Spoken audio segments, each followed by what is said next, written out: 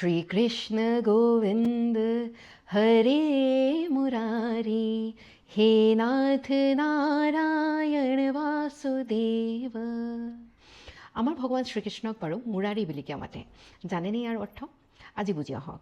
যেতিয়া আমি প্ৰাচীন অসমৰ কথা পঢ়িবলৈ যাওঁ, সেই প্ৰাচীন অসমৰ কথা আমি বহুখিনি ধৰ্মপুথি বা গ্ৰন্থত আমি পাওঁ, যেনেকৈ বিষ্ণু পুৰাণ, ভগৱত পুৰাণ, কালিকা পুৰাণ, মহাভাৰত ইত্যাদি।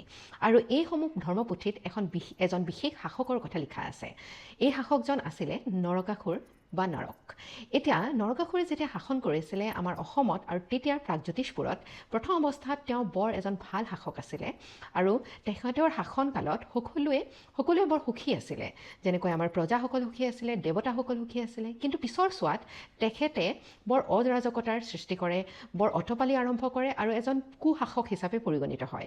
এনেকুৱা এটা অৱস্থাত কেৱল মৰ্তৰ যিসকল লোক আছিলে তেখেতসকলে এই অটপালিত অতিষ্ঠ হোৱাই নহয়, দেৱতাসকলেও অতিষ্ঠ হৈ পৰিছিলে আৰু সকলোৱে অনুৰোধ কৰিছিলে যে এই নৰকাসুৰক বধ কৰিব লাগে আৰু শান্তি শৃংখলা পুনৰ ঘূৰাই আনিব লাগে।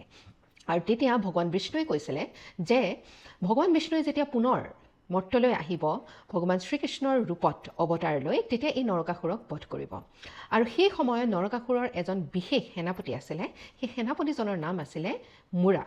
আৰু যেতিয়া ভগৱান শ্ৰীকৃষ্ণই এই নৰকাসুৰক বধ কৰিবলৈকে আহে, তেতিয়া এই মুৰাই তেখেতে ভগৱান শ্ৰীকৃষ্ণৰ আগেইনষ্টত তেওঁৰ বিপৰীত ফালে ৰৈ বহুতখিনি সংঘাত কৰে আৰু পিছত একেবাৰে অৱশেষত এই সেনাপতিজন, যাৰ নাম আছিলে মুৰা, আৰু নৰকাসুৰক ভগৱান শ্ৰীকৃষ্ণই তেখেতৰ সুদৰ্শন চক্ৰৰে বধ কৰে। আৰু ইয়াৰ পিছতেই আমাৰ ভগৱান শ্ৰীকৃষ্ণৰ নাম পৰে মুৰাৰী। কাৰণ কি? তেখেতে মুৰাক বধ কৰে। আৰু এটা গুৰুত্বপূৰ্ণ কথা যে এই নৰকাসুৰৰ বধ আৰু মুৰাৰ বধৰ পিছতেই যেতিয়া চতুৰ্দশী হয়, সেই চতুৰ্দশীৰ দিনা ভগৱান শ্ৰীকৃষ্ণই কৈ থৈ যায় যে সকলোৱে দীপ জ্বলাই পেলাই এই বধৰ উদযাপন কৰিব লাগিব। আৰু সেইকাৰণে দীপাৱলীৰ প্ৰথমটো দিনক নৰকাসুৰ বা নৰকা চতুৰ্দশী বুলিও পালন কৰা হয়। আশা কৰোঁ আপোনালোকে এই ষ্টৰিটো শুনি ভাল পালে। আৰু